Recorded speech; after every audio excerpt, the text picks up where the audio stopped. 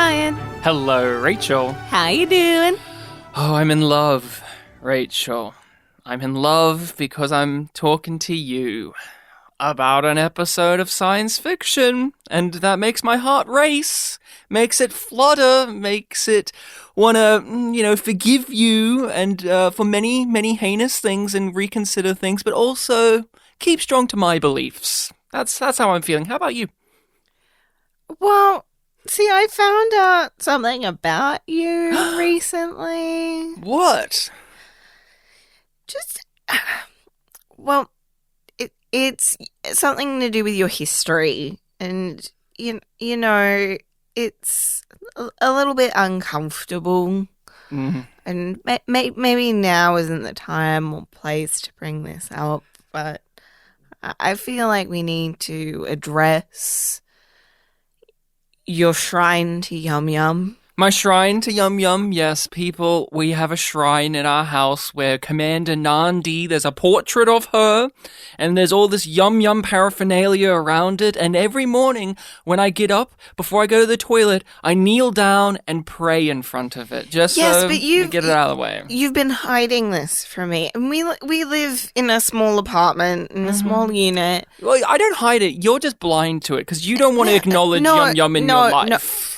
No. In your heart. You hid it in the linen cupboard behind the sheets, Ryan. Well, that's because the linen cupboard is on the way to the bathroom, and you closed the door. Okay, it was an anniversary. 4 months. It was going to be an anniversary surprise. You moved the heater in front of the cupboard door.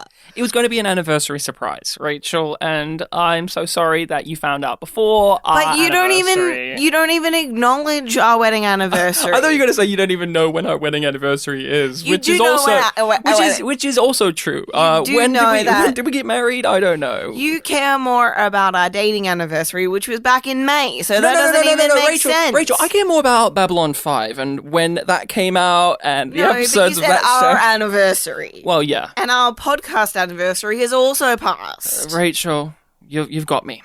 I surrender. You nailed me in front of all of our yumlings and our 2 guests. We have some guests this week. We have some guests, and we'll get to them in a second. They can wait. They can wait because we need to at least go over what we do here. What's the Yum Yum podcast about, Rachel? For those newbies, and even for our guests who don't get to listen to the show themselves, could you go through what we do? We rewatch science fiction shows and talk about them.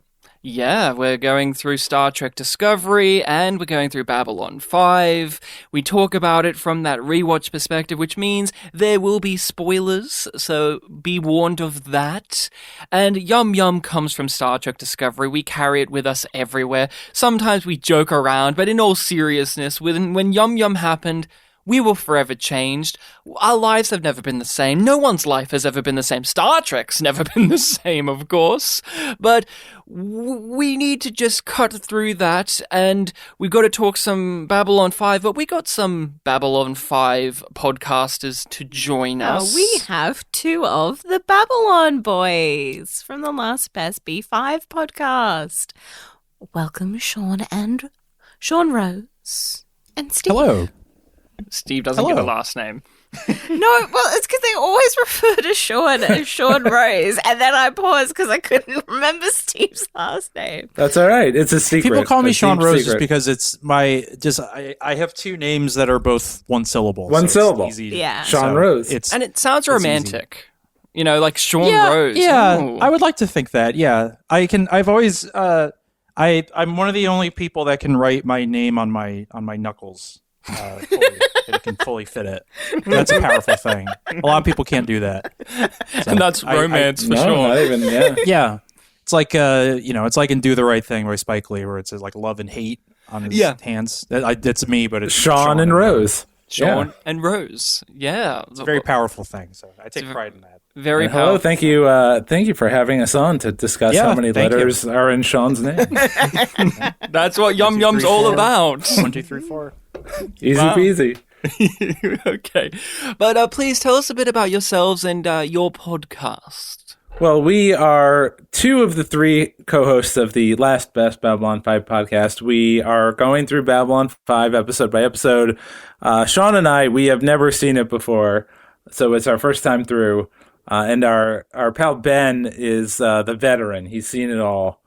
So he gets to marvel in our ignorance, I guess you could say. In one of your first episodes, the one where Vir himself first showed up, you and Sean both agreed that it's really funny that this show has a character that's just an absolute useless loser that will never grow. And you both laughed. You're like, it's always good when you have a spineless... You have a spineless weasel, and I'm like, oh, you fools. Well, it's Flounder. Right. Well, it's Flounder. It is Flounder, yeah. It's Flounder, yeah. Yeah, I have no recollection of what I said about this character. Yeah, well, Ryan got us on blast. We record these shows, and I literally. It's always funny when anyone asks me about something I said in any episode. I'm just like, what? What did I say? I don't remember. It's a blur. It's a blur. He blacks out when he records. Sean, he does. Basically, a different Sean comes up when we hit record. Yeah, well... He only remembers that he just hates the current sponsor. Yeah, whatever your sponsor is, Sean will hate it. Even if he's the one that suggested Tang in the first place. Oof. Yeah, he did suggest Tang in the first place. I don't remember that. You did. If that happened, I don't remember it. You did. It's your fault. You're responsible for your actions and the actions of the podcast. Now, I would love that. If we were sponsored by Tang or Hawaiian Punch, I love that. Would love that. Be careful what you wish for, Sean. Or Surge. Surge. If anyone at Surge is listening. Steve, I believe I gave you the DVD description of Sic Transit Vir. Could you tell us all what its interpretation of this episode is? Happy to do it. All right. Episode 12, Sic Transit Vir. Romance is in the air. Sheridan has a dinner date with Delenn, and Vir meets his arranged bride, only to discover she isn't all he hoped she'd be. Making matters worse, his secret rescue scheme is exposed. Spoiler. Yeah, that pretty much sums it up. That pretty much sums it up. Rachel, Sic Transit Vir, what's been your thoughts with this? I remember it for the John and Delenn stuff. Because I was obsessed, and I'm still obsessed with them. You ship them. I screamed, "They're so cute," multiple times. Ryan was rubbing his ears because I screeched it too loud one time. Mm-hmm. He did not appreciate that. And I did not care because they're really fucking cute. And then I remember that all of your stuff is good too. The episode's called Sic Transit Vir, but Rachel walks away that her OTP are still OTPing all over the place. That's what you got out of this. Yep. That's still what you get out of it. Take a pretty important step in this one. Yeah, and I mean that is the, to be fair, that is the one non-complicated nice romance in this episode, because the other one has a darkness to it. A very dark darkness. To say the least. My relationship with this one isn't too complicated. I've enjoyed it. I like it. I like the character of Vir. I think it's a nice little breath of fresh air after having some heavy hitters. I think it's nice. I find it amusing. I find it funny. But I also like the fact that it doesn't betray the tone of the show that we've had, where it's still an episode of Babylon 5. It's still furthering things. It's great that Vir is growing as a character, and that is what I've gotten out of it in the past. And it's paying off all of the little moments that we've had with Vir and Londo during the reports. Yeah. Because they've mentioned that a number of times. Yeah, so when you get the opening scene and the minister's like, he knows it's Londo because of course it is. It's a nice little payoff for that. But I think this is just a fun episode without it being too much of an over-the-line deal. The whole episode is cute in its own way, even when it does get to war crimes. Yeah, it's cute, but it still can be challenging, and that's a fine line to walk. And sometimes it falls over it, but for the most part, for my taste, it walks it quite well. Sean, Sic Transit Vir. Vir is here. Thoughts on this? What has been your viewing experience of this, and what was it like to come back to it? I like this episode. I don't have a recollection of what exactly my take was when we initially did it. Yeah, he blacks out. He just blacks out. But I like this episode. Well, it was nice to rewatch it. It's not like a major episode. I wouldn't call it like a big favorite of mine. But I enjoyed it well enough. The scene in particular with Vir and his fiance, when she's kind of reveals herself as to who she really is probably in my opinion, one of the scariest scenes in the whole show. I think about like that scene really got me when I saw it, and I was just like, "Ooh, okay, this is not what I expected it to be." And like Rachel said, I like the Len and Sheridan stuff is very sweet. I like seeing that kind of progressing a little bit. It's this. I don't know. This is like a big one for me. But I still, I enjoy it well enough. It's a nice one before it starts to get into in between, like heavy stuff, because some even heavier stuff is on the way. I was a little lukewarm on this the first time I watched it for our show, but watching it again, I liked it a lot.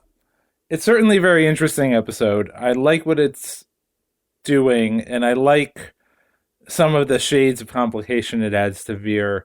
I'm glad that you picked a good one for us to watch this time around instead of the one where Franklin. Yeah, it was nice to not feel like angry and miserable, like watching a Babylon 5, like rewatching a Babylon 5 episode. It was refreshing. I'm curious to know, Steve, what was it about it that first time for you that made it a lukewarm experience, and why has that changed in a way for you coming back to it now? Well, it's kind of similar. Like, I still think this is a more interesting episode than a good episode, because everything is so interesting. All the decisions that are made are quite. There's no other word I can think of right now. Interesting, but I think this time around, I don't know. Maybe I was less tired or something. I had a better time. You were in a good mood, to say. Yeah, sometimes we record our show at like 10 in the morning because Sean has, morning energy. His strange morning fevers. But here I am at 7 a.m. watching. Morning fevers. I drink coffee. So I'm energetic. But I mean, honestly, like fevers. I just kind of had maybe I was in a better mood. But yeah, I had a fine time.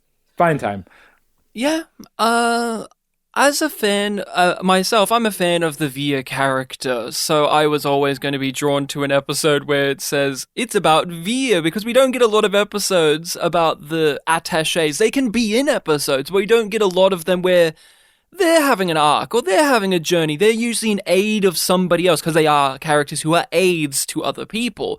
But it is clear over the course of the 3 seasons that Vir has grown a lot and has a moral compass and things about him in which it can necessitate having a full story about, or one that is following him a lot more. While characters like Lanier, he's got stuff happening, but he's still very much he is the shadow to his ambassador, while Vir, he is trying to step out of being the shadow and having to be his own person. So, and I like leaving the nest, as Londo explains. Yes. And I like Stephen First's performance as well. I think Stephen First is very fun. I was not familiar with him outside of Babylon 5 when watching it those first several times, so I just took it as this. So the whole flounder thing means nothing to me overall. Yeah. And now you know him also as Uncle Magic Kid. Oh, yes, the Magic Kid movies. He's in those, and he made them at the same time as Babylon 5, and it's very weird to see him playing like the fat, dumb comedy guy in the same time period as when he's begging Londo not to commit war crimes. So it's very strange. Yeah. Rachel, Vir, he is here. What? Yeah. I mean, this is an episode about him. He's not here on Babylon 5 just yet. No, not yet. It's clear that Vir is here. But I just want to know, like, did you hear? I haven't heard. Thank you. I've heard now. It's going. This could just keep going. We can just do a free.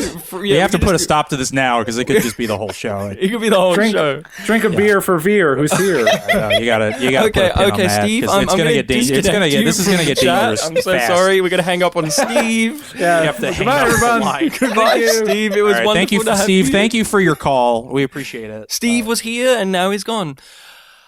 So, Rachel, Vir is a character I think we both have enjoyed. Yes. But do you remember what your reaction to him was when you were going over this that first time? Because he is somebody that is presented one way to begin with, but does develop. Yeah, that wasn't what I thought about when I watched this. I was like, yeah, Vir's a virgin. Of course he is. Him and Lanier are little virgins, probably. Yeah. That's what I took away. Do you have to be a virgin to be an attaché? Is that? Do you think? Excuse me, Sean. I'm going to take you aside. Natoth, she fucked. Yeah, I was going to say. Come on. Yeah. I was gonna say, You're right. You're right. Because I was thinking of like Lanier and Vir, and then And let's not forget Lita. Natoth is the outlier. Lita, she fucks too. Come on.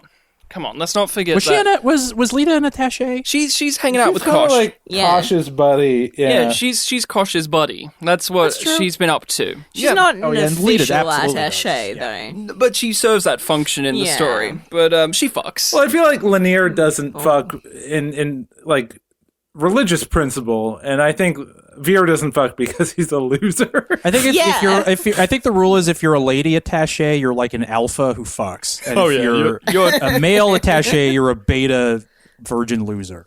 Yeah, We can just call it right there. And It's hot. There's yeah. the line. There's there, a line. there you go. There's a line. Sean, you're the arbiter of betas and alphas. Yeah, it's like if apparently. you're going to be an attaché, you have to be a cool lady or the most pathetic man I've ever seen in my life.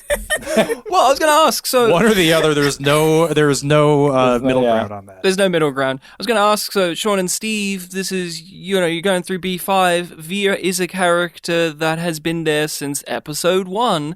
So I'm curious to know what has been your overall takes and journeys with this character. How do you feel about him? How have you felt about him? I mean, I love Vir. Vir's great. It really speaks to the strengths of the show that someone's assistant can have such a rich inner life. Didn't Vir have like a weird monologue once about what he believes like a soul is? Like, Yeah. Fate. yeah, fate, right? Like, it's just nice. I think it speaks to how generous, I guess, is the word that JMS is with his actors. Like he gives people something pretty much all the time. And I love Vir. If I said he was a loser in the beginning, I was wrong. Oh, Bad. he can be a loser and you can still love him. Yeah. Yeah. I mean, Like, I think people part of the love fun Sean. of the. Well, there you go. I think I'm just going to let that roll off my back. I'll cry about it later. I'll cry about it later. I'll note that down and I'll think it over later. I think what's nice about it, I mean, yeah, it's a part of the fun of doing the show is that we do get to kind of like have these first impressions of folks, and then we kind of we're along for the ride, so we kind of see how it changes over time. And with Vir, I mean, I guess what I like about Vir too is that like I feel like his arc is not even that, at least so far, hasn't been particularly complicated. Like, he hasn't changed that much. He's maybe just not as meek as he was, but like he's always been like a good dude. So it's really like more like Londo has just gotten worse and worse. You could argue that Londo hasn't really changed either. Yeah, but the gap just taking- in their actions has widened. Exactly. He's taking more action. And so like Vir is just kind of sticking to his principles, really. And that is kind of what is, admirable about him and why he's kind of, still an interesting character and has grown, is that it's like, yeah, he has a moral compass and he sticks to it. And so that becomes more and more admirable as, everything changes around him as the show goes on. So, yeah, he's great. Vir rules. He is challenged, though. That's what I like about him, is throughout the show, he's the voice of reason, But as we've seen in the last few episodes, you just being a voice of reason isn't enough. You need to actually take action.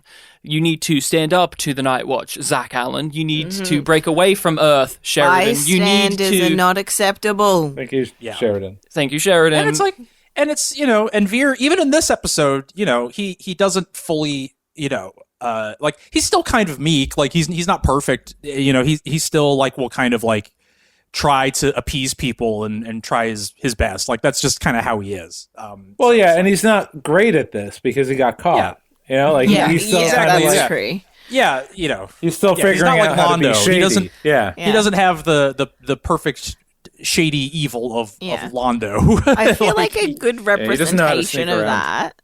I feel like a good representation of that is the way that he fights back against the Narn compared to Sheridan. Of like he just kind of stands there. Oh, he's and useless. gets beaten up. He's but he's useless, still technically taking a stand. But Sheridan gets there and kicks ass. Oh, he's Sheridan. He's our Sheridan hero. arrives and knocks him around. And Vir had no explanation for the attack. None. He said it was a complete mystery. Well, maybe it was just a random terrorist attack on a Centauri. It's not like they need a reason these days. I'm not so sure. Just before he came at them the last time, he yelled Shankar. Shankar? That's a Narn blood oath. Exactly, meaning it's a personal grudge. I want to throw it over to the Babylon boys. Could you walk us through that opening sequence to the title credits where we have Ivanova's dream and what V is up to on Centauri Prime? Which is very different than the dream sequences that we've had with Ivanova so far. Usually it's a psych torturing her mother. Those are usually her dreams. Or Not her this with time. a crow on her shoulder. Oh, that's yeah. But that's when she's in other people's dreams. Yeah, this is a very different type of dream. Steve, do you want to tell us about it? Yeah, she is. She's nude. She walks into CNC and she's just going about her day, but she is buck naked. Fully And everyone sees it, but she doesn't know until it's way too late. And one guy's really into it. Where was Corwin? He was not here. I was looking for him, but Corwin is not in the dream. She doesn't want him there. No. Subconsciously, she doesn't want him to see this. He's too good a boy. He would never look. How did you guys feel about this? I mean, this is a really, bananas way to open an episode. It was kind of silly. Yeah, I don't know. It was silly, it but it was worked goofy for you, in that Steve? JMS way. It was fine. I have no strong feelings about it. It's like, I knew it was a dream. Like the moment it happened, I'm like, this is obviously like a dream sequence or something. And so it was just like, okay, I see what's happening. I don't know, very JMS humor. This episode and that scene really tells you straight up front that JMS and co are wanting to use the abilities of the actors, because it is just Claudia Christian giving her comedic chops to the screen, and we'll see that throughout the runtime with pretty much everybody. Every actor is given the opportunity to be, if not funny, charismatic. This is somebody who knows their cast really well, and it's just like, well, let's let them have fun. We've had a lot of dramatic stuff happening recently, and let's just be a bit fun And this I time like round. the way that the episode tells you that rather up front when John is asking Dylan out on a date. Of like, who knows what tomorrow is going to be like? Now. Today's not a day in the strife for us, so can we have a nice date? It's no day in the strife. This is more of a day in the life than a day in the strife. But there are moments of a day in the strife. Sean, why don't you tell us a little bit about Vir's day on Centauri Prime? Oh, he's like stroking that. He's throne. fondling that throne. Creep. He's really into the throne. Well, he knows a prophecy now. Yeah, right. He got told Right. that he'll be emperor one day, and he's already like, can I angle for this? Yeah, maybe. Like, maybe one day this will be mine. They're all Yeah, obsessed that was, with that pretty cheap looking throne. How much? Yeah. Well, the episode where they established where they had Majel Barrett on and had them and predicted that. Was that that was shortly before this one? Yeah, it was like 2 or 3 episodes ago. Okay. Yeah. So that's still that's still hanging there. And then the guy comes up to him and makes the racist joke. Yeah. That's the other part of this that I remember. It's not a very good joke. Well, it's the way he tells it, though, Sean. That's what's important. Yeah, it's all in the. He's also too busy tells it laughing very at his poorly. own joke. He also doesn't do a good job of telling. He's very proud of the joke as well. Yeah. But he tells it like you're It's a old. bad joke told maybe even worse than the joke. Yeah. Yeah. Well, he tells it like an old person in your family who was like, I've heard this really funny joke, and they're laughing, and they can't even get through the joke, and it's like just an average statement made more so than a joke. And it's also deeply racist. Yeah. And it's like, oh, no. But I do then appreciate it's a that. setup. I can't. So can't do Yeah? that. Yeah, I do appreciate that they gave this random guy a lot of character. Yeah, this could just be a delivery, a plot delivery actor who walks in and is like, "Congratulations, Vir. Everyone likes your report. You're going to Babylon 5. Goodbye."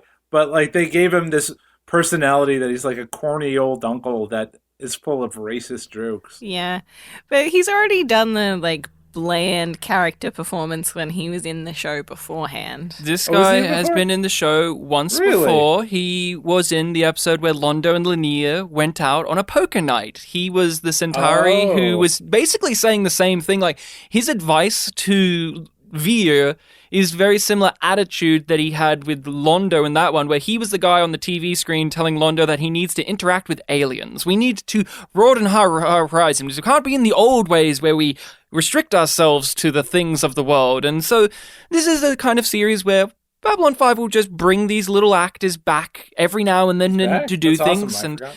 this guy gets to be a little bit more vibrant. He's physically there. He's very flailing with his gestures and very silly, and his voice is very that kind of ludicrously frail. A lot comes through. A lot comes through. You remember him. You remember it.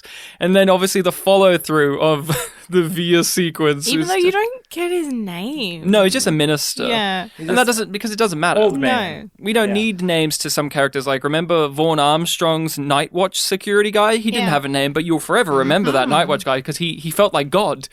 Oh, And you remember that. Oh, yeah, that guy is. That guy we was gave him a great. name on our show, King Sean. King Sean. Oh, yeah. Yeah, and I didn't appreciate that. Sean's Yeah. accepted it, though. You can write that on your knuckles, too. So, yeah. And That's true, yeah. then we get... Sean's You can write accepted that. it. Sean's accepted it.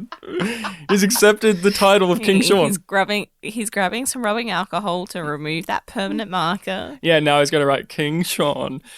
I do like that we get Vir just wandering off through Centauri Prime, opens a door, and there's just like a fuckload of Narns there, and then they just quietly close the door, and that's like how we go to the opening of the show. Just Yeah, it's a good teaser. Good teaser. yeah, it's one of those ones where you go, oh, okay, right. What are we going to do here? And I think one of the things that's lost minorly is we as podcasters, we as people who may have the show on streaming or DVD, we know what the name of the episode's going to be, so we already kind of know it's going to be a Vir episode. But when you were just tuning in, imagine just tuning in and it's like, and this cold opens being like, no, guys, this week, it's about Vir. It would have been a nice, pleasant surprise because we're 3 seasons in and we haven't really had a story about our boy Vir.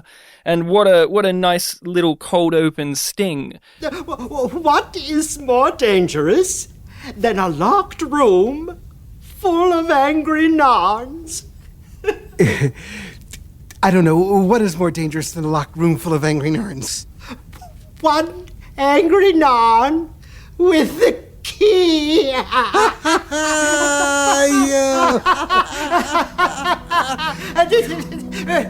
With the key.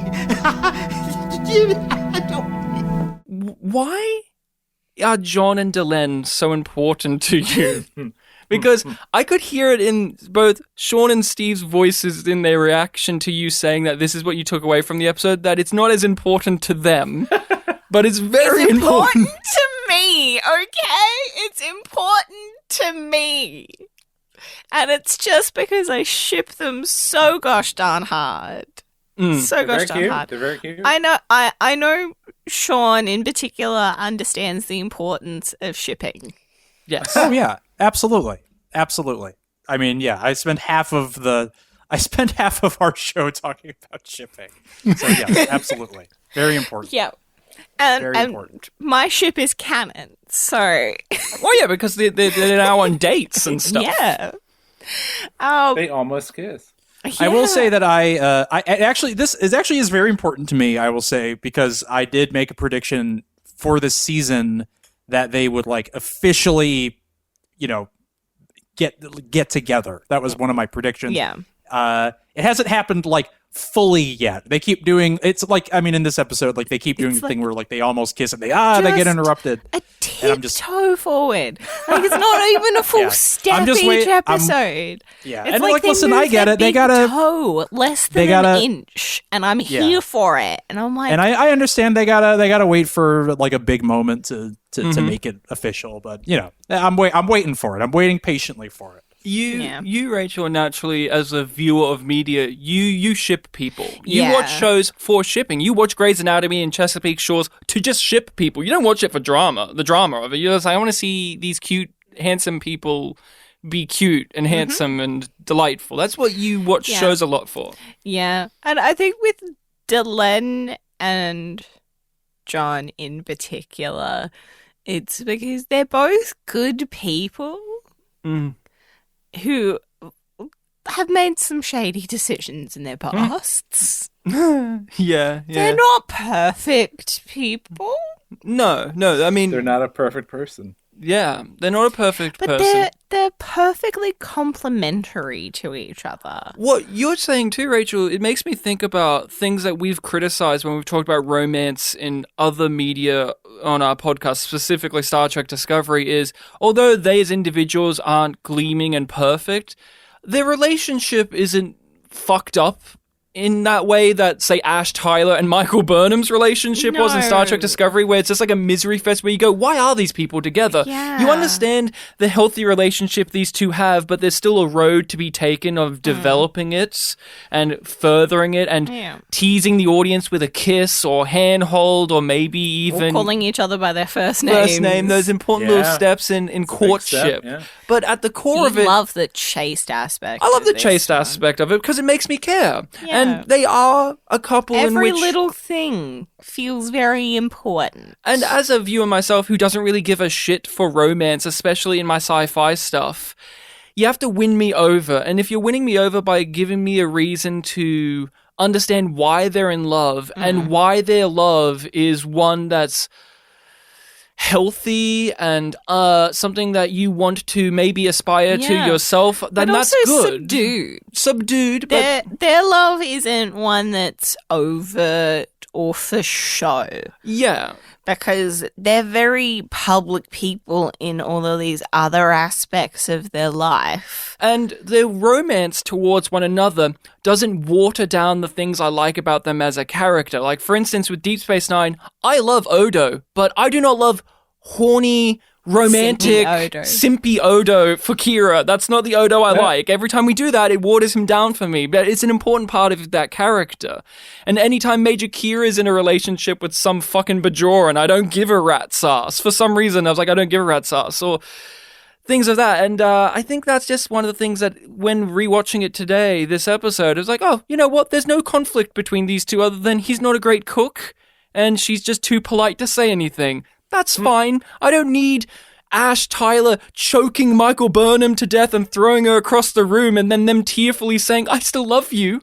Because that's not relatable. I don't relate to that. That's like, I get it. It's sci-fi, high fantasy drama crap. But at the same time, it's like, why should I care if there's not at least some relatability between these people? And it doesn't need to be that level of drama to be dramatic and intriguing. Yeah, like on a dramatic level, I think most of us here are invested to see them kiss because they're taking it so slow. And that is dramatically investing rather than them having like big twist reveals and stuff of that nature. Steve, how did you feel about they almost kiss this time? Oh, I thought it was cute. I think their whole thing is cute. I honestly have no problems with the relationship at all. I think it's quite nice.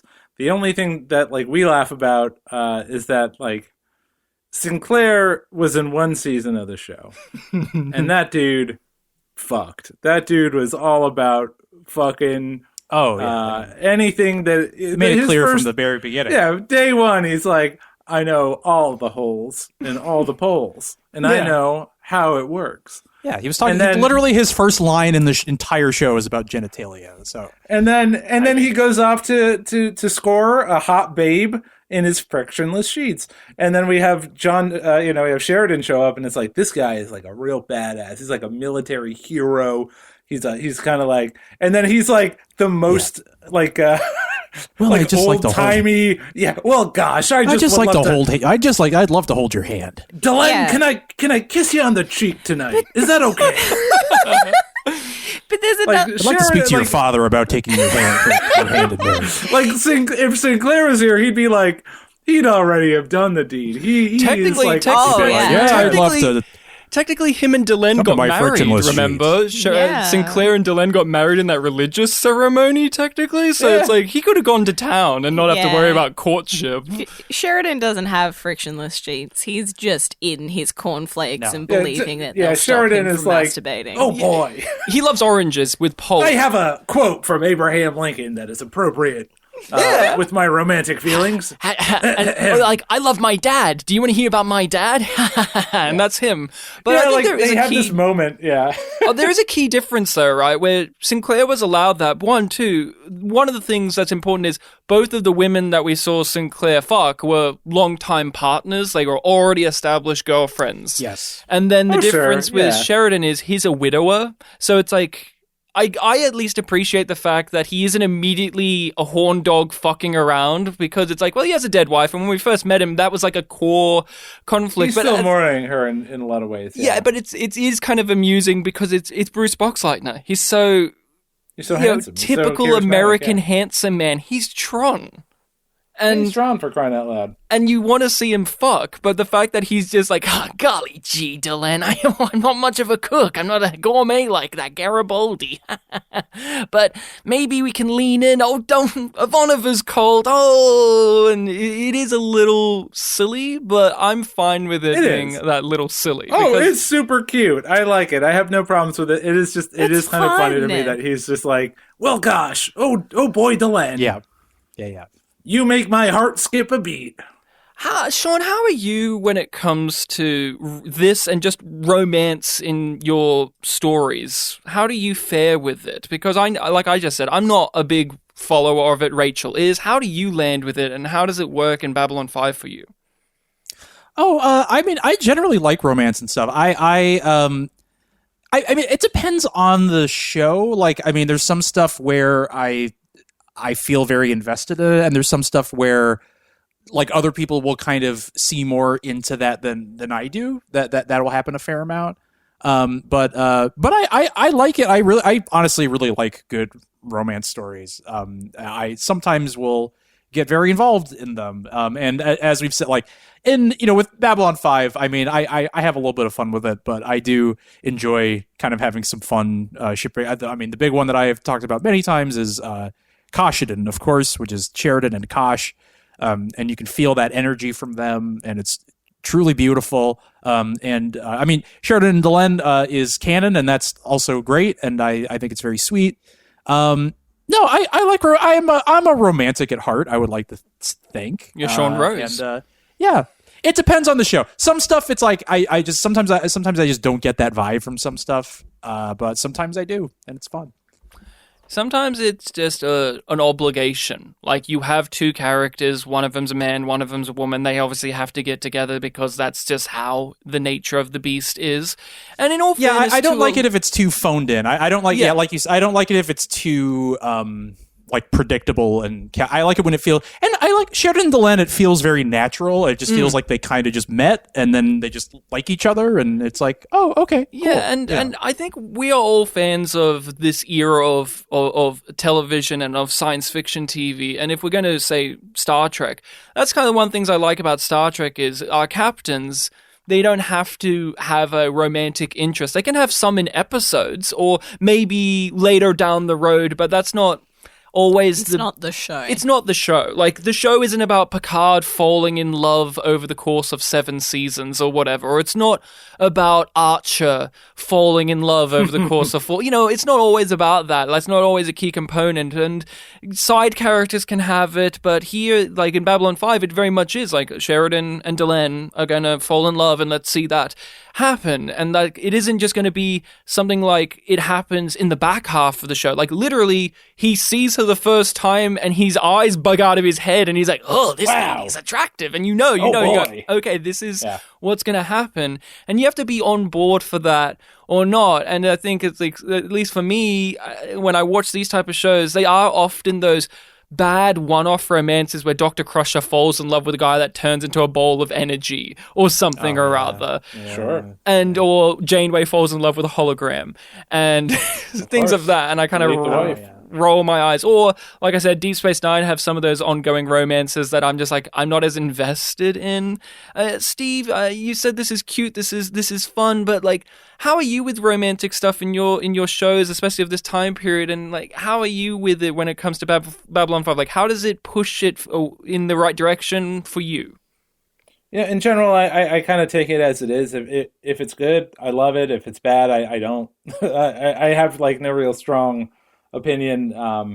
I think a good example is like, I recently rewatched Futurama, and like that show was so much funnier before they were like, Fry is in love with Leela.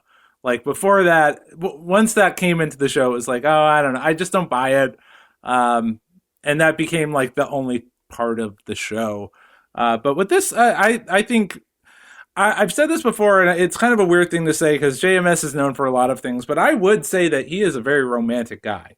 And he has said things in the show, he has written scripts that are like extremely beautiful and extremely like mature. They have like a really good take on love, and especially adult love.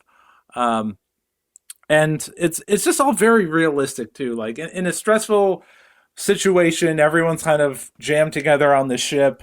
Life is kind of going wild outside. Like, like people are going to find each other. And I think it's very realistic and it's very mature. And I want to give props to the man himself, JMS. Good job, man. Good job, buddy. Tomorrow we may be involved in another crisis, another battle. This may be the last chance we'll get for a while. Back home, we have an old saying. Eat, drink, and be merry, for tomorrow we die. Humans can be a very depressing people. Only if we get turned down for dinner. Ivanova's going through quite a lot in this. We get that opening dream sequence, and I love Sheridan's like, do you mind if I just give you some psychoanalysis while we're getting breakfast? Store psychoanalysis. And it sure was. Oh, Steve, come on. It's Sheridan. It's very easy to know what that dream means, so. Yeah, it's rather upfront. But it gives Ivanova something to do in the episode. It gives her a supporting motivation to do what she would usually do in an episode. Like, Ivanova would usually do what she did here, which is her job. She investigates a thing, finds a problem, finds a solution. And that's good and all, but you need to make something more of that, or else you're falling into a pattern, and eventually you make her a boring character in which she's just very good at her job, and that becomes monotonous. So in this, you motivate that with her having this subconscious problem that she's going through, and as we go through this journey in the episode, she's having to give advice to Vir. Yeah. She's having to grab this problem that Vir has given them and form it into a newfound solution for the time being. And it's so Ivanova that she's like, but I dealt with that. Yeah, no, you didn't. No, you didn't. You need to actually stop and acknowledge it to deal with it. Yeah, Ivanova often is very closed off like that. Like, we get that in TKO with the rabbi, where he's just like, just because you're in space doesn't mean you can run away from your own heart, and that's her here, where it's like, she thinks that she's fixed it. She's like, well, I acknowledge the fact that we've done all of this, so it's fine. I'm wearing my new uniform. What more do you want from me? I'm doing my job. Maybe I need to do more than docking, perhaps. I don't know. I like Ivanova as a character, but you do need to, in your scripts, give her a bit of a push to do something more, because as a character, she's God, as she says. She's extremely good at what she does. So you need to give her frailties and faults within her character to make it something of interest to watch. How are you guys when it comes to Ivanova as a character, and what did you think of her little arc in this singular episode? Ivanova's great. I thought that this episode treated her pretty well. I like her being kind of the voice of this transition. Garibaldi's not up here being naked. Neither is Sheridan or Franklin. So, I think Ivanova makes sense. She's kind of really the nuts and bolts of the place, and her being the one that's like, maybe there's more to unpack here. I thought that was a good choice. And she's the one. She was real mean to Vir, though. I'll tell you that. She was real mean to Vir when she thought he murdered 2,000 people. So. Wouldn't you be? Yeah, I guess I would. Yeah, I guess that's fair. You'd be so disappointed because it's like, you're meant to be the better one. And they built up to it, at least. She was very disappointed when she thought he was putting them in work camps. Yeah. She was like, is that really the better solution, Vir? Vir's like, yeah. She also, that scene where Vir asks her for sex advice, good or bad, that's like, I'll never forget that scene. No. I'll never forget that scene. Good or bad, that's stuck in my brain forever. So that was yeah. She gives some good advice, though. Honestly, she gives her sex advice is legitimately. I couldn't think of anything better. It's what did she very say? Nice advice. Yeah, and be enthusiastic. And, always applicable. Passionate. Yeah, absolutely. Even though the scene serves as a comedic scene for the most part, JMS still gives us something to take away from it that isn't just a cheap, easy laugh. It's an easy, cheap laugh to be like, Vir's a virgin, and he gives the finger gestures, and Ivanova being at the end being like, 6! Ho, ho, ho! And also, Centauri sex is just really fucking weird. And, because they have tentacles. I also love the blocking in that scene of her trying to walk away from him, and they just walk in a circle around the office, and they're back where they started, and she's like, okay, I didn't get away from this. Quite literally. Yeah, there's some interesting direction and blocking for what is essentially a light comedy episode. I really like there's this one shot where we're seeing Vir and Lindesty, but we're through something, and you realize it's a glass and it's being poured, water's being poured into it, and we're slowly zooming out, and it's Londo pouring the drink, and it's like, we're making the scene more dynamic to look at visually than if it was just a straight cut from commercial to them sitting there talking, where we're also showing off that Londo's also in that room like that, and with that scene, and you talk his about role within this situation, and that he's in control of a lot of it. Yeah, and he's this big figure literally in the frame. He takes up the frame as we zoom out. But that scene you're talking about, the sex advice scene, you're right, Rachel. There's some interesting blocking, because in the early days of the show, it would have just been a simple shot reverse shot. They're standing there, maybe he's sitting and he does the finger gestures, but the fact that there is physical movement in the scene, and again, this is a scene you will never forget because it's weird because Centauris are weird. And I remember in the early days, I think everybody does it. It's outside of their hair, are they really that different to us? And the show tells you, yes, they are, over and over and over again as it goes along. The hair's just one thing that you can see, and you've gotten a few shots of the tentacles. Yes, we got the tentacles on the statues, and obviously Londo's tentacle when cheating at cards.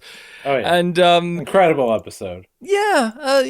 Sean, how about you? When it comes to Ivanova in general, she's always a very reliable and solid character, but how do you fare with her when it comes to the show having to push her more? Because there's been moments where it's like, we've got to push Ivanova to be challenged or better, because if we stay in the same lane, she will just become just a standard, fair sci-fi, I'm good at my job. You push her into diplomacy. This one, they're pushing her into Vir's affairs. How do you go with that? Oh, sure. I really like Ivanova a lot. I think she's also had a really nice arc in the show, because, you could tell that she kind of started off as being a more kind of a standoffish character, and she kind of is just loosened up over time. And I really like that. I don't know. Ivanova's a good audience stand-in a lot of ways. I think she's very relatable.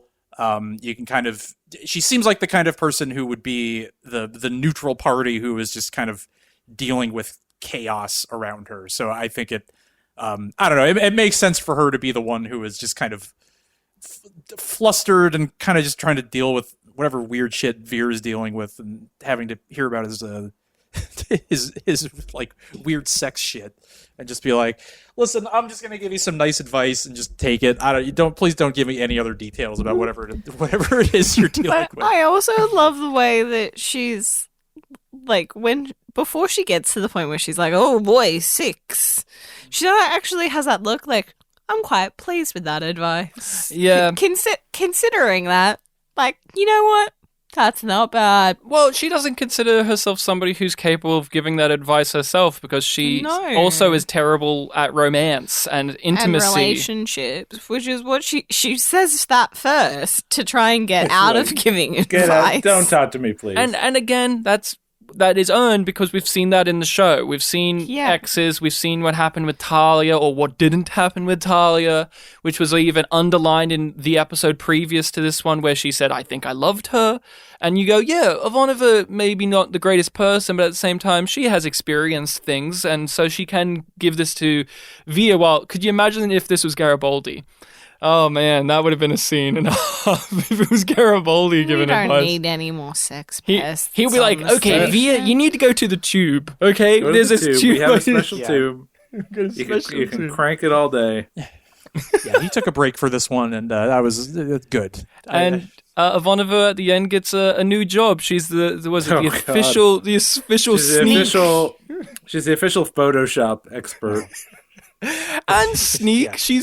She's collecting little secrets and doing shady little projects. They need somebody to do that during this separation from Earth, I guess. Somebody's got to be the sneaky one. I like that it's not Garibaldi. He would be the obvious pick because he's Garibaldi. He always has things on the go. But I like the fact that Ivanova gets to be a little sneak. It's not Mr. Peekaboo. She's happy. Yeah, it's not great. Mr. Peekaboo. I mean, it's not Mr. Peekaboo, that's true. Garibaldi had to take an episode off because he was too tired after revealing his password being Peekaboo to everybody and everyone judging him, so he had to have a bit of a lay down. Laughed. Everyone was laughing. I heard Steve, he was laughing. I was laughing, you heard it all the way down under. Peekaboo? How would you have guessed it? Let's get into the main thrust of the plot of the episode, which is Vir is here. Everybody, let's get to the rhyming again. Steve, go. Yeah. Vir is here. Take it. I used all my best. Vir is here. So don't start open your ears. It's gonna just keep going. Sean, take it away. No, I will not. I refuse. I refuse. Killjoy Sean is far no further. I cannot do it. Oh god, you got Rachel. Rachel's squeaking like a trolley down a shopping aisle. So Vir is here, and he is very confused when no one meets him at the gates. He's like, where's Londo? Londo's always here. Londo's here, and he's being funny in another scene that I'm not allowed to see because I'm confused at what's going on. We find out that, oh my lord, Vir has a wife, or well, at least a fiancé, and what's that going to bring us? What was your reaction, guys, to this being the initial pitch of the episode? Because Centauris are usually pretty fun. Vir's been a very funny character in the past, and we've had like the episode Soulmates where it's like Londo's 3 wives. We know about the arranged marriages and stuff, but and polygamy and all of that. So what was your initial reaction to the episode being like, and Vir has a wife? Whoa, boy. Why not? Good premise. A lot of opportunity for some hijinks and a little bit of an opportunity to see how these relationships happen and how, like, what it's like in the beginning for an arranged marriage with Centauri. I was all for it. I thought it was fun. And it followed through on that pitch that you wanted it to, because I know sometimes B5 will be like, the pitch is, the pitch is cool when thinks he's on a date with Ivanova, but not really, and then you're deeply dissatisfied. Oh, I love that. I love that scene. But I had no idea where it was going, and I was very satisfied in a very disgusting way with what ended up happening with Lindisty. I was just like, that came out of nowhere. I knew someone was up with her, but not that. Really she's rewarding. Too sweet. So she's suspicious from the start.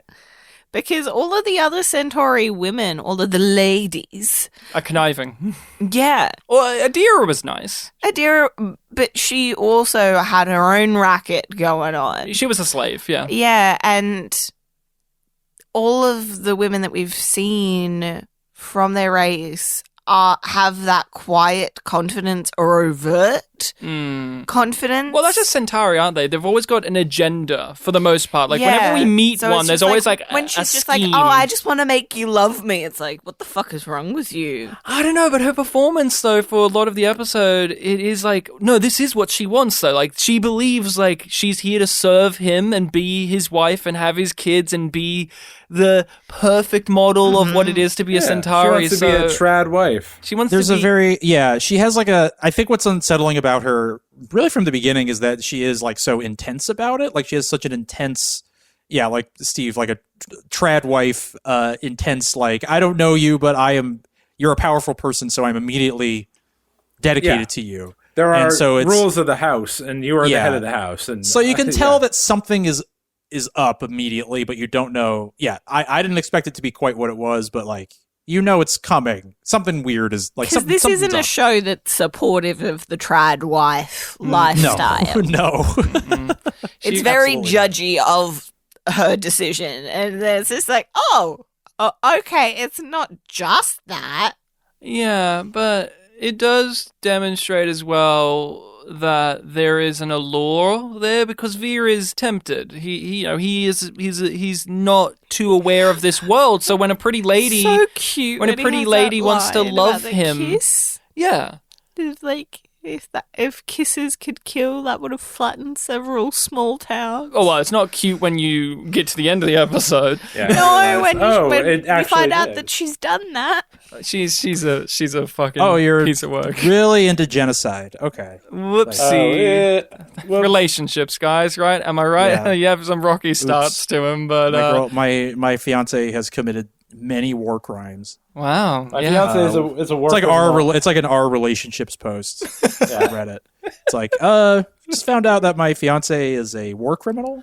And you have her... Should I dump her, or what should I do? You have her post where it's like, I just found out that my fiance is actually helping the enemy. Should I keep him or not? Like, I found out my fiance is anti-war crimes. This is weird. I found out that he's pro-non. How do I deal with that? I believe that certain races are just inferior, and that's just the truth, and it's weird that somebody doesn't believe that. They make mess in their own nests, for Christ's sake, and yet he's wanting to help. They foul their own nests. How could he be supportive of that? And you see the comments being like, "Dump him! He's such a loser." LOL. Lol. Yeah, you are not the asshole. You're the hero. NTA. Centauri Reddit. Centauri Reddit would be a fucking nightmare. Oh god, what a nightmare. Fuck, I don't even want to think about it. Vir's a big hit on Mbryo Reddit. Yeah, they love him over there. They're like, we love this guy. Not the NTA. No. Rachel, so what do we discover about Vir, though, during this? Because there's some Nans aboard the station that seemingly want to assassinate him or take him down. Yes. We learn that isn't about him. That's about Lindisy. What we learn about Vir is that as soon as he has power to do some good, he fucking does it. He fucking does it. He does it. So he's made this fake profile. Abrahamo Lincoln. And like, they don't really say it. But I imagine that that's him misremembering the name Abraham Lincoln, not him trying to make it sound like a Centaurian name. Well, Rachel. That's just my headcanon. According to this episode and this episode only, Vir is an expert of human history. Which Ivanova already knew. When did we ever get that info? I don't think we've ever gotten that before, but it's here now. We know that Lanier is. Yeah, Lanier is. A history buff, not Vir. Well, why not? Via's got to do something in the meantime. He's got interest. He's got Yeah, they interest. got sure. that person museum beyond his of job. 20th history. It's 20th century history on the station. Yeah, him I'm and sure Talia he's went to been the there. 20th century he went to the exhibition and exhibit. strummed the guitar. That was a cut story that we didn't get to see in season 2, and what a bummer it was. We would have loved to have seen that story of Talia and Via's adventures. I ship them, actually. Wouldn't that be a power Battle couple? of the bands, yeah. That'd be great. How would a Centauri and a human make love? Don't know. We'll figure it out, I hope. But so you were saying, Rachel, Via, he's doing stuff. He's being a good boy. So he is forging papers to get nuns off-world, pretending to send them to work camps. Because they're quote-unquote better than being on Narn.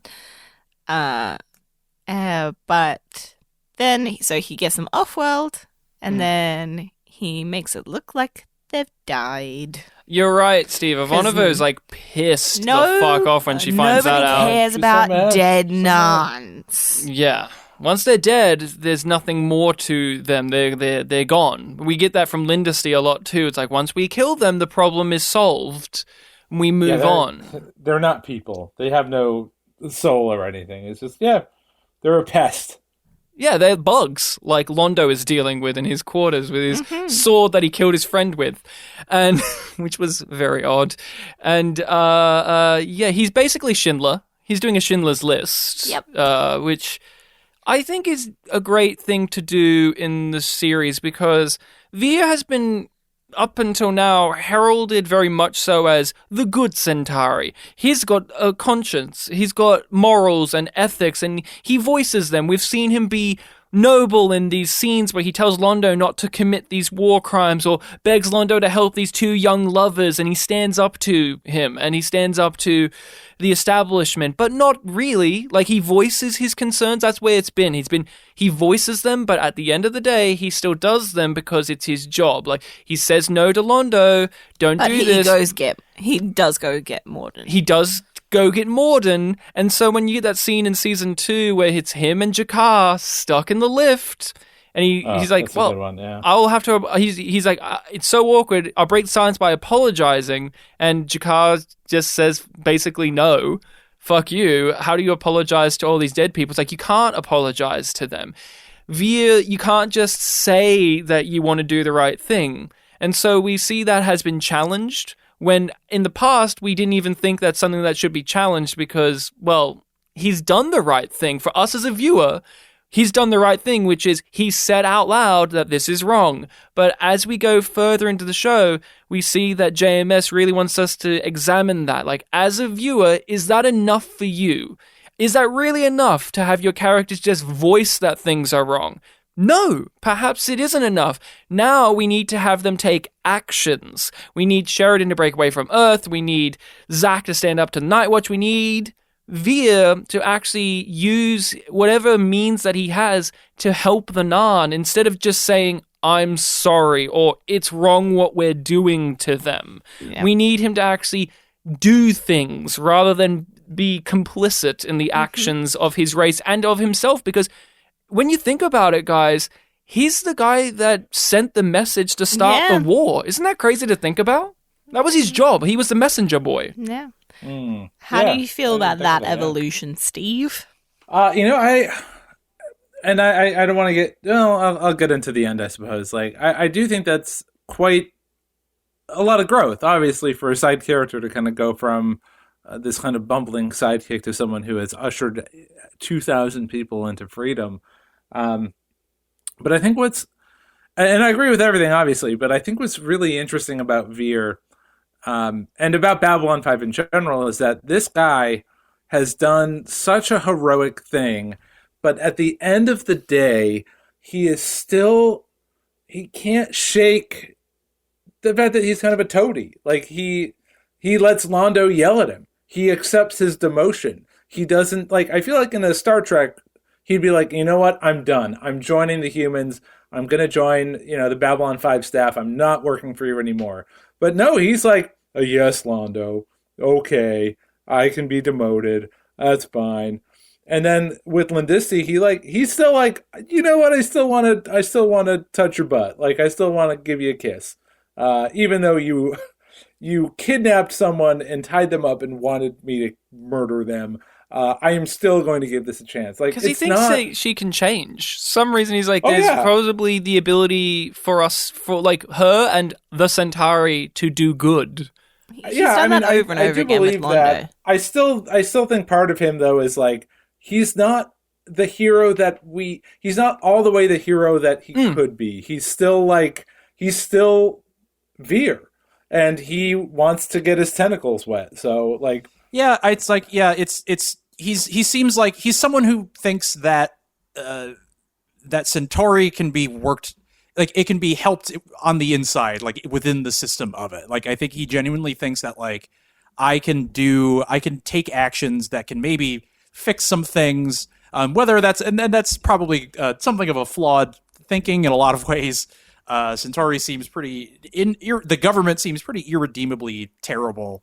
You can't put the fire out from inside the house. Yeah, it's but at the same time, it is challenging that though, because he's breaking the rules to do things. Like before, it's crazy though, right? Lindisty, you say like, oh, he wants to get his tentacles wet or whatever, and that's funny, but like his role in the show has been the angel on a character who has committed genocide over and over again in the show. Jiminy Cricket. He's the Jiminy Cricket to Londo, who is a complete monster in this episode too. Is a complete asshole, and yet we've been fine with that because it's like, well, it's Vir. We like Vir because he's got something in him, but like at this point in the show, we're midway through the show, as you say, Steve. He's heroic, but not enough. This is where we're developing it. We go from season 1, where the most heroic thing he did was tell Londo no. That was like heroic. It was like he told Londo no, and that he's wrong about love.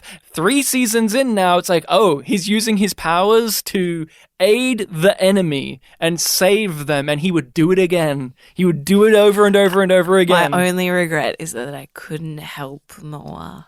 Yeah, it's a rather fascinating thing, but like as you were saying though, there's still the thing of he is back to where he was, but how much is he going to move forward as we go into the series? Because he can't go back. And I think that is why Babylon 5 is so good. Is like he's both. You know, he is making these heroic choices, but he's still kind of stuck in his rut. Like, yeah, what's going to happen? What side will win out? And I think that's more realistic too. Like, we all kind of fall into our ruts sometimes, even if we do something amazing. You know, like I could do something really cool and amazing, and then if I see my high school bullies, like all of a sudden I'm being bullied. You know, like that's just how life is. Yeah, that's just how life is. Yeah, it's you know, I think it's just like, I don't know, it's a relatable. I think kind of what I can relate to Vir's decision with the path he chooses to take with this, even if I don't agree with it. Like, yeah, no, exactly, yeah. It's with Lindisty. It's like, yeah, I don't know. I think he genuinely sees some kind of good in her, and I think he just thinks that she is going down the wrong path and is misguided, and is like, we can do something about this. My goodness will fix this badness in this person. And listen, I think anybody who has been in a relationship with someone who is maybe not what they hoped they would be understands that feeling. And even if it isn't, I can change you. Yeah, exactly. And even if it isn't the right, it's like, no, like you kind of hope he would just be like, well, you're terrible. I think you're bad, and get out of here. But I think he genuinely, he's a flawed person, and he's just kind of like, he's just making do. He's just gonna do. I think he genuinely is like, I'm gonna do something about this. He believes. Will he be able to? Everybody. I don't know. I don't know. It's a tall order. He doesn't believe the good in Reefer or Morden. We know that for sure. He does have his lines. I think that but they're not pretty ladies. No, they're not. They're pretty boys, and they are very pretty boys. They are very pretty boys, and Lindesty's also used, I think, in a way as well as a stand-in for the Centauri, because this is what the Centauri are. Londo even says it like, she's a great example of what it is to be a Centauri. Like, she's the true example. You, Vir, you suck.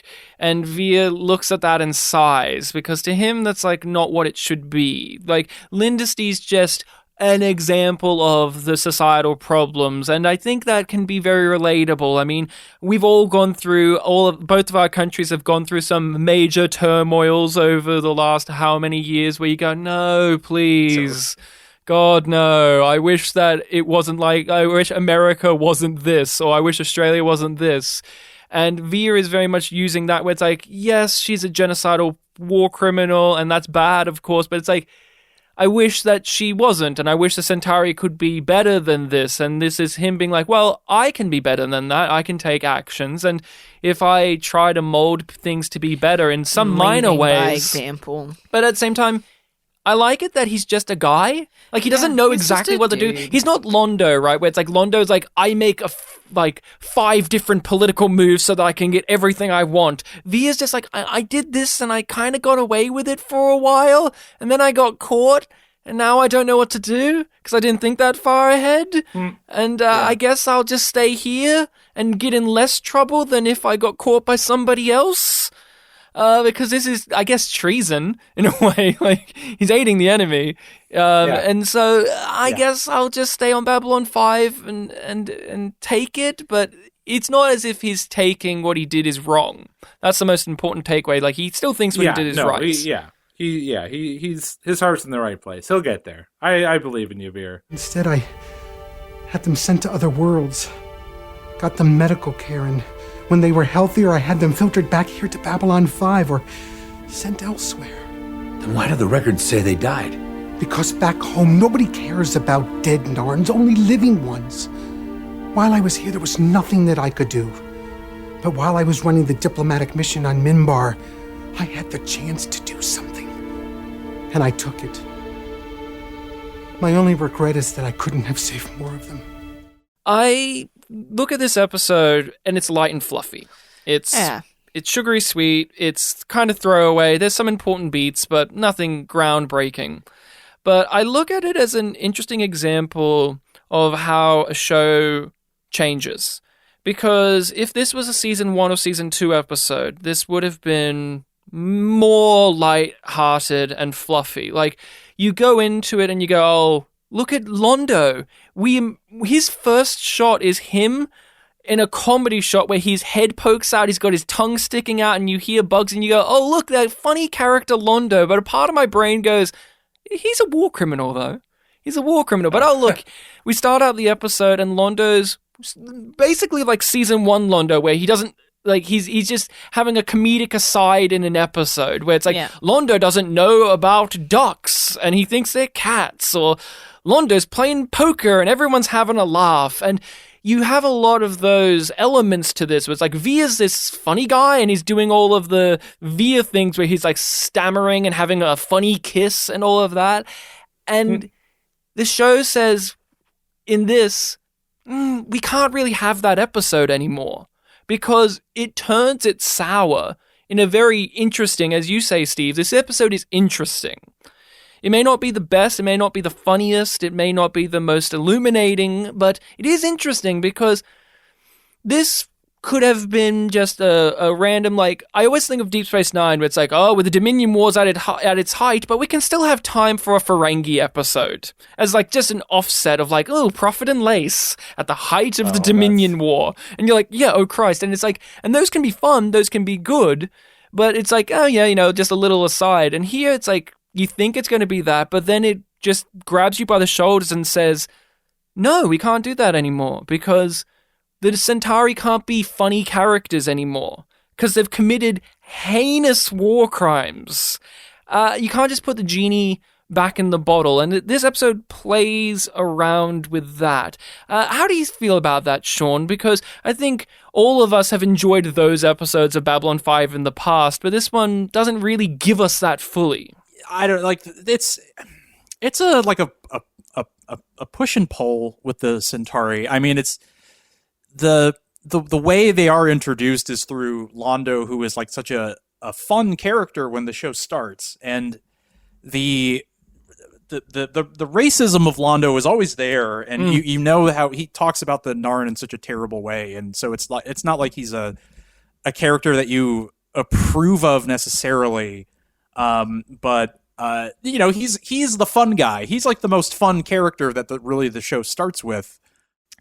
But Londo has the hardest turn the fastest because everything with the war happens just in season 2, and then the episode where they conquer the Narn and he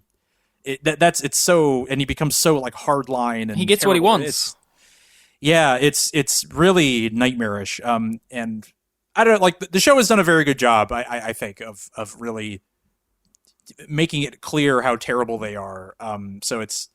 Yeah, I mean this episode it kind of just deepens it even more. So I'm very it's rough. Yeah, rough because stuff. when you start the show, the Centaria loses. They're a falling empire, and in a way, even though you shouldn't, you kind of root for them a little, even though it's in text, like they're colonial. They're the underdogs, they're in a way. Yeah, look, Londo's talking about sharks, and he's a drunk, and he can't even win at poker. What harm could they do?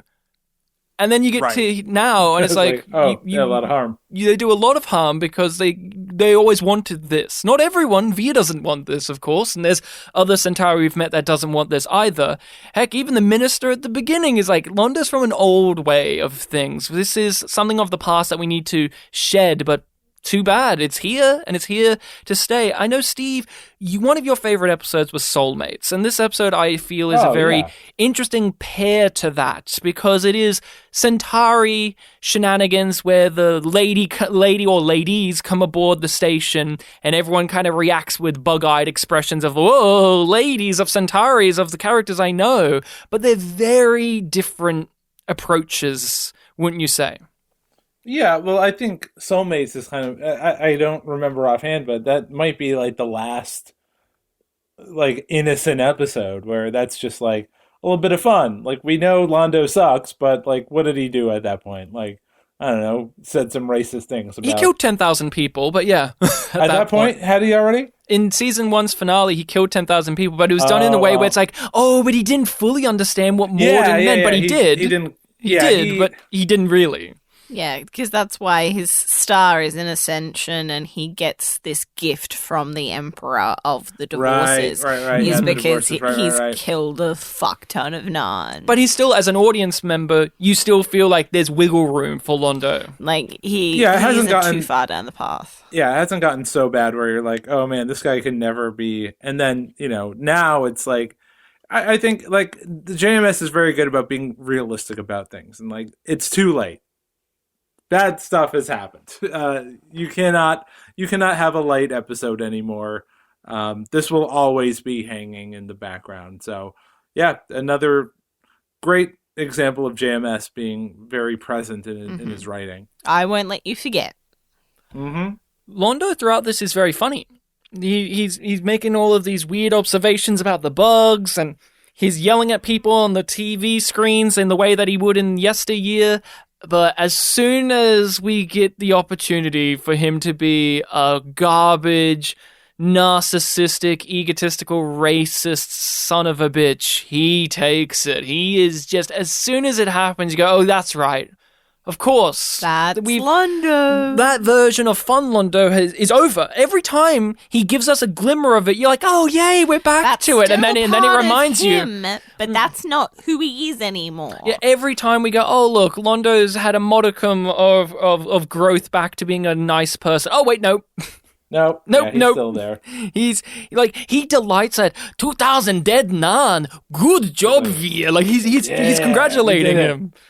And he's just like, I did a good job raising you, Vir. And then it's like, oh no, you're such a disappointment. You're such a disappointment. You didn't kill all of those people. How could you do this to me? He went native. And he's not a proper Centauri, and I must bring him back into the fold. It is my responsibility, because I am a proper Centauri, and it's just so depressing. Because because we've liked Londo in the past, he's very fun. You want to like him, and And you may like him on a dramatic level as like a character that's taken that sharp, sudden turn, as Sean says. That's fun, that's good to watch, but at the same time, you just wish that you could laugh at him without feeling a little bit of guilt at the fact that this is a character that has killed hundreds of thousands of people probably at this point in the show. Oh, he's responsible for millions of deaths. And at this point, yeah. That's why I like JMS as a writer. He has an opinion.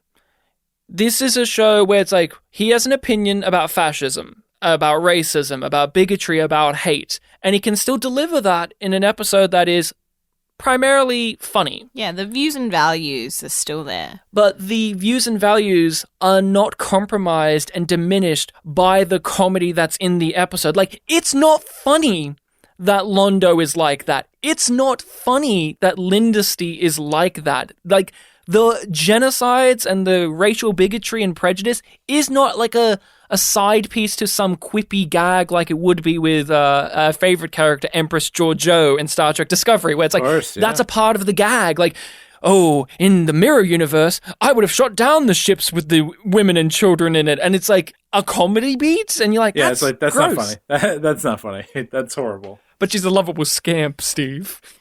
She rocked those boots. That's Remember what the writers want us to think. Steve, the way she wore those boots and that jacket, what a hero. What a hero she is. She's going to get her own show in like 10 years. Yeah, and Burnham loves her and is not at all disgusted by the things she believes and the things she has done. Role model for Tilly. Oh, absolutely. A role model for me, even. I prefer a little totalitarian efficiency, but that's me. Let's get into the spotlight section and talk about the actress that played Lindesty. We can talk about that character a little bit more, what we thought about her performance, and any interesting little pieces of information we've picked up about the actress, things she starred in, anything of that variety. We've minorly gone through this, but you guys discussed it a lot on your show, and I would like to hear from you guys again about she comes into this episode. This actress comes in with... Should we say her name? Yes, Carmen Thomas. Mm-hmm. She comes in and she makes a choice as an actress of how to play the role. And the episode doesn't immediately give us an answer to why she's made that choice. You feel a little uneasy about the precise energy she's playing this at. I mean, she is very wide-eyed and has this glassy-eyed stare that I found very unnerving. Sean, how do you feel about her performance and how she's made this choice and how it works throughout the run of the story? I really liked her performance. Honestly, like I think it worked primarily because like her cadence is so intense and kind of off-putting, and it doesn't really change like depending on what she's talking about. So like early on when she's talking so much about, you know, like I'm going to be a devoted wife and this and that, and you have so much power and this and this and that, and I want you to love me. And she has the same tone of voice when she's talking about like, oh yeah, the Narns are they're inferior, and I murdered a lot of them with my dad, and we had fun, and you have to do that. Like all of it is said with the same kind of weird intensity, and I really liked her performance here. It was such a singular and weird kind of performance that I think fit it really well. I dug what she was doing, the choices she made. I thought it was weird and interesting. Oh yeah, she's fantastic. Kudos to the person who cast her. She was playing at that level throughout the whole episode, and I think, you know, going back and knowing what she was up to really makes it even better to watch it, because from the moment you're like, oh, she's a trad wife, but she's also a sociopathic murderer, racist, fascist. Like, okay, great. And yeah, she just plays that one note over and over and over, but it gets like more and more and more like frightening. So yeah. I love it. It's a really dicey move because her performance isn't... I was going to say it isn't natural, but at the same time, there are people like this. There are people like this, but they feel unnatural in the real world because it is an artifice. It is something it's a off. performance that people put on. And it's dicey to introduce her with that and play that same note over because it could become monotonous, but they change the other notes around. And the emphasis on things in the scenes, like we're really in Vir's shoes for a lot of it, so we're kind of looking at it the way he is with this awe and this level of suspicion, but also like Steve said, I don't know where this is going to go. Like, what steps are we going to take with this? But you know something's off because she is making such a choice.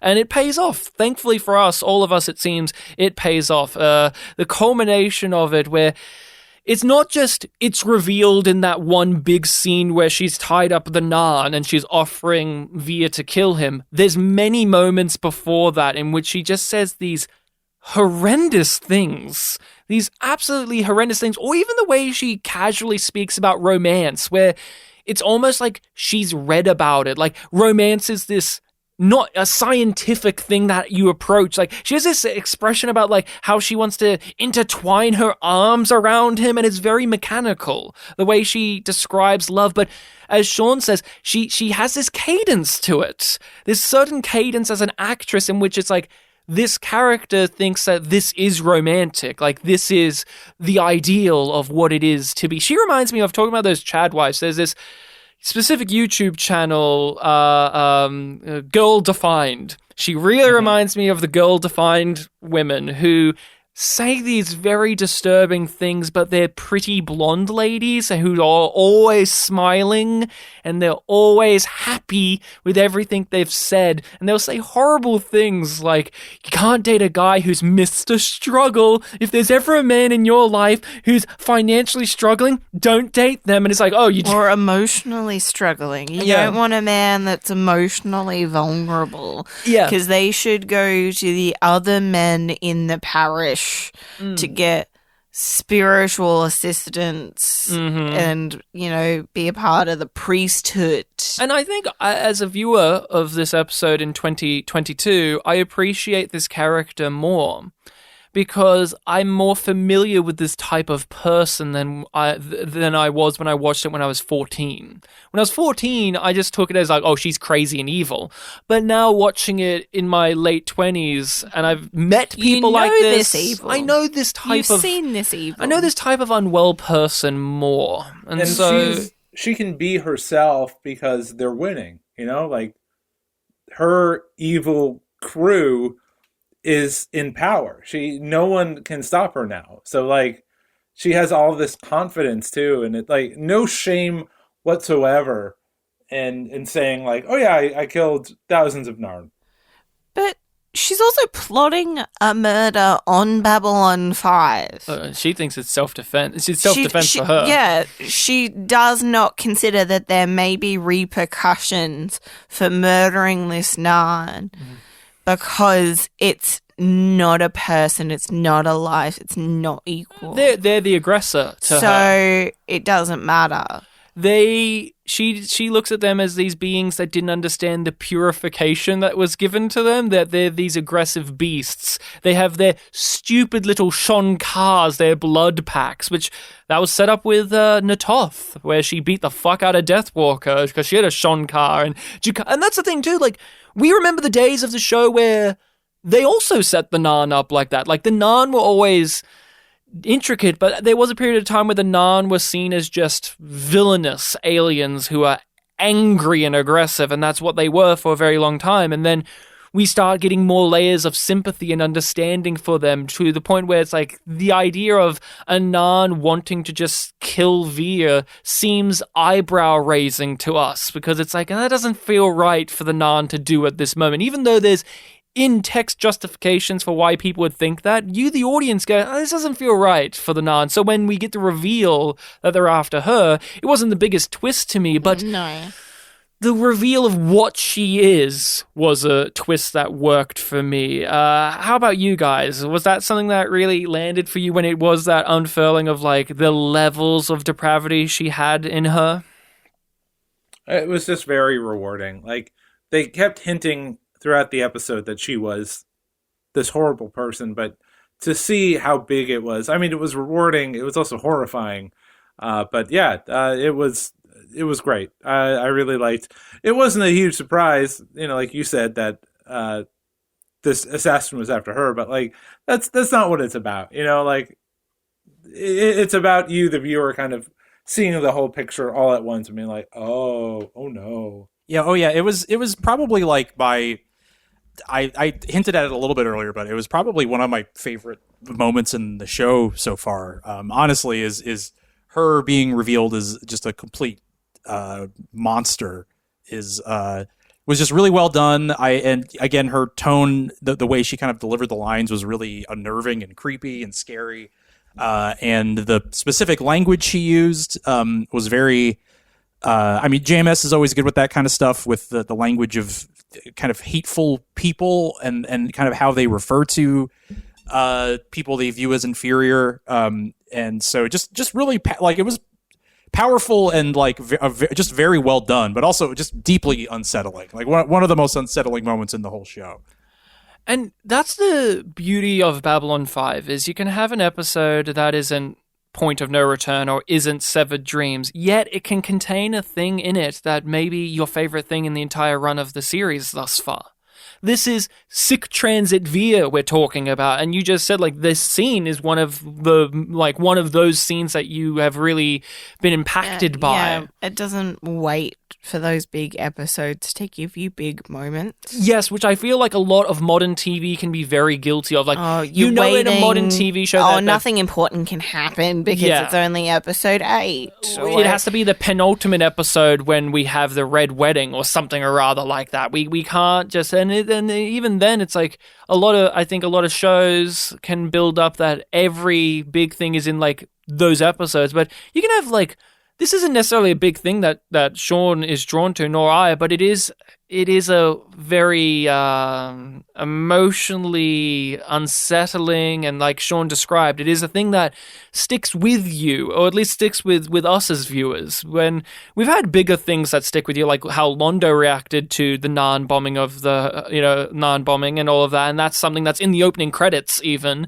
But here it's like, this one side character that's in this one episode has this brand of evil, and the way she delivers it as an actress, it does stick in your craw for quite a while. Sometimes we'd find whole villages where the aggression was just too deeply rooted and we had to take it all out. You could see the flames rising up into the night like brilliant flowers embracing the spring. Bright buds opening and spreading wider. Are you familiar with her in anything else, Rachel? I was looking over her IMDb. She doesn't have the most vast IMDb, hence I was like, let's lean into talk about her performance in this, because that's the draw. I looked through all 19 credits, and I have not seen her in anything else. She was in Blade. I've not watched Blade. Well, I don't remember her in Blade, but she's in it. She's senior resident or something. She was in one of the first successful Marvel movies. Yeah. Isn't that cool? Come on. With Wesley Tax Fraud Snipes. Come on. That's the film she's in. I'm not familiar with her either. I looked at her career. She's in a soap opera. She was only in like not too many, but she was in enough. She's in All My Children and Melrose Place. All My Children. And I watched a clip of her in All My Children, and then for my own amusement, I watched the clip that was recommended afterward, which is the last scene in All My Children ever. She's not in that. She didn't make it that far. And it was very weird, because it's like the scene I watched of her is just a duologue, where it's just her and a guy, and they're breaking up.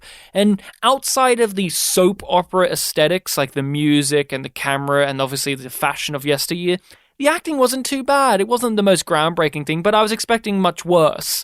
And it was also distracting because she had hair. And I've never seen this actress in anything before, so I'm like used to her being this bold lady with these big expressive eyes. So it was interesting to see her. But she was actually pretty good in the episode I saw. But then I read the YouTube comments. And the YouTube comments are like, I don't know who these people are, but I love them. There are these people who are like, she was so bad for him. I don't know how Tad could be in a relationship with Hillary, and there are people arguing with each other in the comments, and I'm like, what a weird place to be. The internet. That's the joy of it, where there's these internet strangers who remember this soap opera from the 80s, and they have opinions on it right now in the modern day, and there are people disagreeing. And then I watched the last scene of All My Children, and it was the worst acting I've ever seen in my entire life. It was like the pinnacle of what you think bad soap opera acting is. And so it was quite the juxtaposition of and that was like an ensemble, like every character's in it, and it's like, oh god, yes, I see. But that scene I watched with just her, it was just a duologue, and it was a very simple breakup scene. She delivered it well, so that's kind of about it. Sean, Steve, I imagine you're not... I have another thing to note. Oh, yes. So, there's a fun random interview that she did just on Subbodies. It's not even like a blog, I guess. It's on welovesoaps.net from 2010. And this piece of information makes things make more sense to me, which was that she got her part in All My Children when she was like 15, and she grew up in Georgia.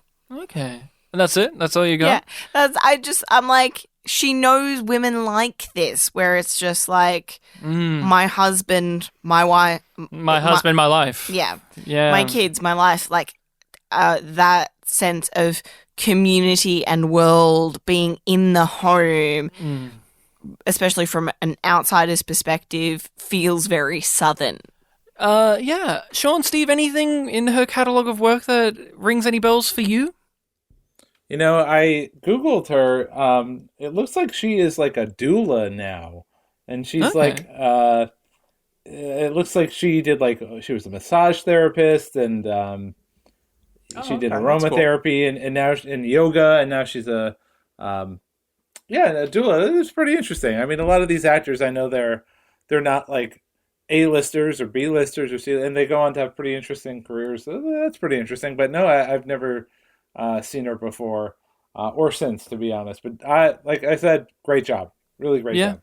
Sean, you? Yeah. I don't really know too much else about her career, to be honest. But no, that's all very interesting. I am learning a lot about her career from this, so I appreciate it.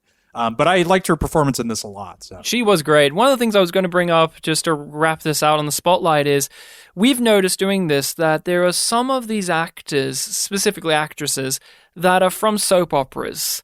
And I always find it funny because they're brought on to do Babylon 5, which is like a completely different world to those soap operas they did. Like Julie Masanti, the political officer. Sure, yeah. She was in a soap opera, right? And she was in a few other things, of course. But then the ISN reporter in And Now for a Word. You, Steve, I believe, knew her as one of the leads. Guiding Light, yeah, my mom's favorite. Yeah, exactly, and it's just so interesting to me because I've never watched soap operas. My family never watched those, but there's a basic understanding we all have of what soap opera actors are and how they perform. And it's always fascinating to me to see them turn up in something I like Babylon 5 or Star Trek, and they give a very unique and fun performance. And I wonder, it's like, is it they have skills outside of what we see or what we perceive in soap operas, or is it just there's a certain unnatural weirdness of soap operas that Babylon 5 can translate really well? Because a lot of these actors that we've seen from soap operas have played weird characters. Like Julie Masanti was like a weird person. Like she was a Nazi and she was scary, or Cynthia Talkman in And Now for a Word was like the perfect embodiment of that type of news anchor. And I just find it an interesting thing to note down is Babylon 5 grabs some of these character actors, like Walter Koenig. We all knew him as Chekhov, and yet when we see him in Babylon 5, he's a completely different character, completely different performance, and yet it makes sense. It's something you may not have expected, and I get that with this actress and all these other ones from these soap operas. When I read their IMDb, I kind of chuckle a bit when I go, oh yeah, they're in this soap opera like Melrose Place or something, and General Hospital, and I go, yeah, sure. Because you look down on soap operas, but they serve a purpose. They give actors work, and at least for Australia, a lot of soap operas launched the careers of megastars as well. So that's something to just remark upon. Mm-hmm. I think soap actors are a great fit for sci-fi because, like, soap actors have to deliver really ridiculous lines and make it believable, and they also have to make it believable for a huge swath of an audience. Like, you know, people's moms are going to want to know it, but also, like, younger people homesick from school are going to need to believe it. So I think, along with, like, a Shakespeare actor, or like someone from like a comedy background, I think having soap background would make you ideal for sci-fi, because you got to be big. You got to be big. They're simply inferior. It's genetics. They're lazy. They foul their own nests. Everything they touch falls apart. Hence my original conclusion. The sooner they're dealt with, the better for everyone. Especially if they've caused you any kind of trouble. What do we rate this on the Yum Yum rating system? Yum being bad, Yum Yum being good. No middle grounds, no half yums, Sean. I know that you want to give a half yum. I can feel it in you. But what, in terms of whole yums, are you going to give it, Sean? Yeah, Sean. I'll give it the yum yum. I'll give it a good rating. This is a good. I like this episode. Yum yum. Rachel, what about you? Yum or yum yum? It's a yum yum for me. Yum yum. It's a yum yum. Yum yum. You've turned around, man, because I listened to your show. Like, I picked this episode because I was like, oh, this is a fun one, not too spoilerific, and we'll have a good time. And then you were like, okay, sure, that one, fine. And then I listened to your episode, and you were very much like, it felt like you had your arms crossed throughout most of it. And you're like, look, and even at the end, you're like, I don't want to be a killjoy or anything. This is all right, but like, I didn't enjoy this. Yeah, like I said, it is. I thought it was more interesting than good, but I think knowing a little bit more about the show, I that interesting stuff has kind of grown, and I am drawn to it a little bit more. I'm seeing the seeds being planted a little more, and I'm like, all right, I appreciate it. Thank you, JMS. I appreciate it. I give this a yum yum. Yum yum. What are we going to be watching and talking about next time, Rachel? On the next Babylon 5. Do you have the DVD description on you, Rachel? That's not my job this episode. Who did we give it to? I'm looking around. I think Steve already read one. I don't have it in front of me. Is it that motherfucker Sean I've Rose? got it. Yeah, I've got it here. This is so the episode is A Late Delivery from Avalon. This is episode 13 of season 3. Sheridan unveils the Babylon Treaty. An unusual traveler comes aboard, claiming to be King Arthur, and he has the sword Excalibur to back his claim. Oh my god. That sounds amazing.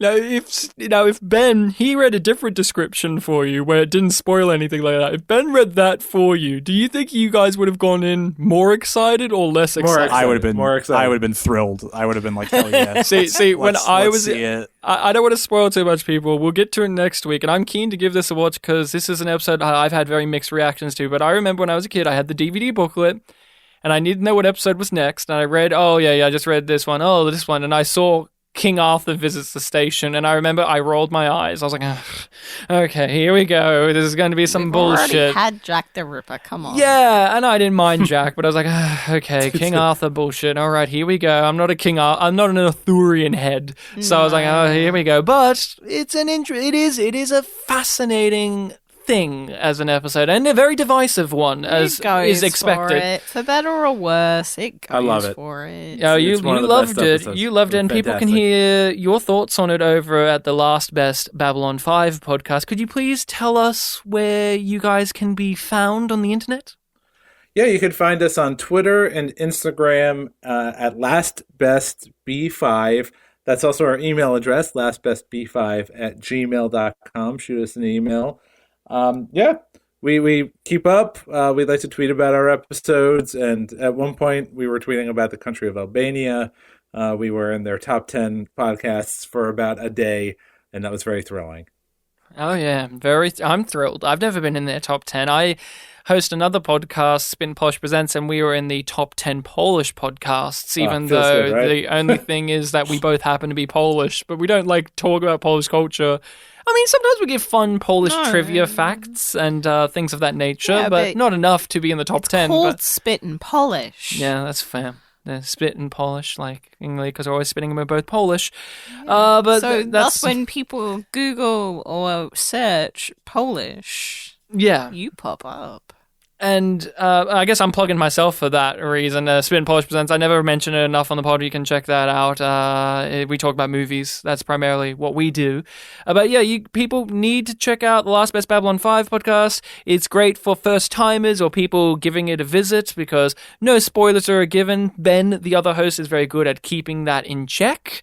But you guys have brilliant discussions whilst also having your little comedy asides and shenanigans and we have some skits fun. and bits. And very good. I'll include all of this in the description below. Links are provided there, as well as the links and stuff for our social medias. We're on practically all of them under YumYumPod or YumYumPodcast. Always interacting, sharing things, having a joke, having a laugh. Feel free to follow us. You can rate and review us on whatever podcast hosting site allows you to do so. Just lift that finger up. Come on, just lift it up and move it over to give us that 5-star. I phoned Spotify. I phoned Apple. I phoned Podchaser. They didn't pick up. They don't have a phone. But I phoned them all to ask if they could change it to Yum or Yum Yum rating system. They haven't. I don't know why. They said they would.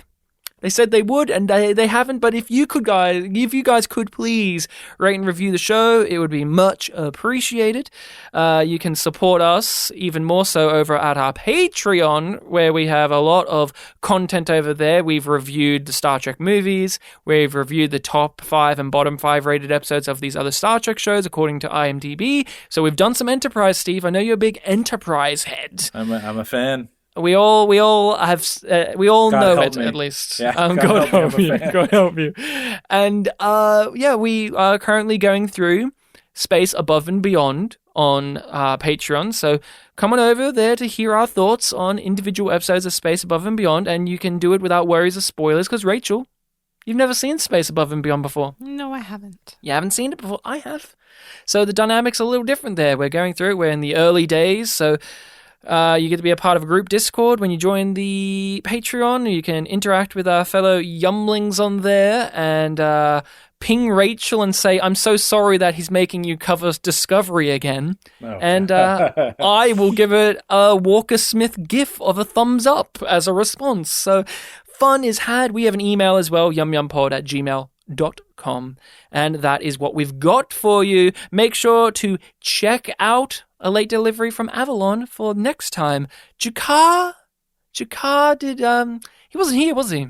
He didn't show up. No. No Jakar. Yeah. No, there were Nans, but no Jakar. He was never called, I mean, he's no longer ambassador, so I guess he doesn't have to get called in whenever Nan incidents happen anymore. See, the show's different. He was not here, but I'm here. Rachel's here. Steve is here. I think Sean's still here.